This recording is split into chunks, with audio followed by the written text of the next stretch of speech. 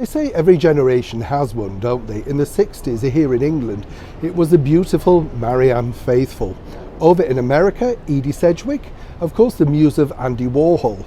But this particular lady, still going strong, at an age where most models are put out to grass, has just managed to find another £5 million deal with a major brand. So how does she do it?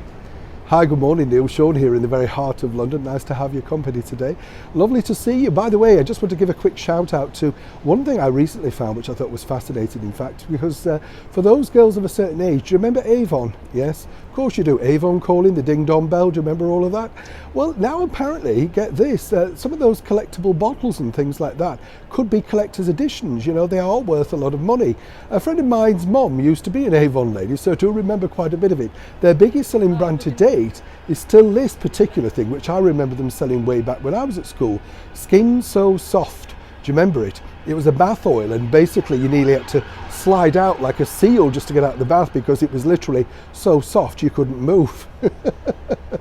Back as ever though to your entertainment story of the day. This particular gal has been in the headlines for many years now, sometimes for all the wrong reasons, but nonetheless, of course, she was the face of the 90s and has managed to last throughout all of those decades since. She's been on Vogue countless times, Harper's Bazaar, you name it, all the big glossy magazines. We're talking, of course, about possibly the world's latest favourite rock chick in Kate Moss.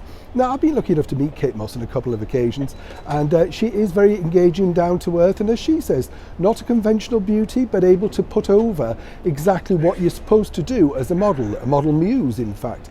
She's run all the major campaigns and now has turned herself into a rather astute businesswoman. Apparently her business retails at over 11 million each turnover. Not bad, and she also has a model agency too.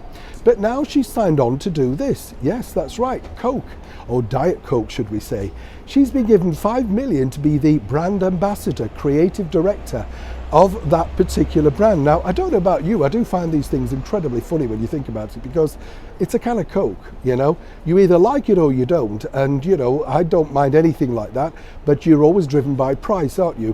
One Coke is the same as another, or possibly not.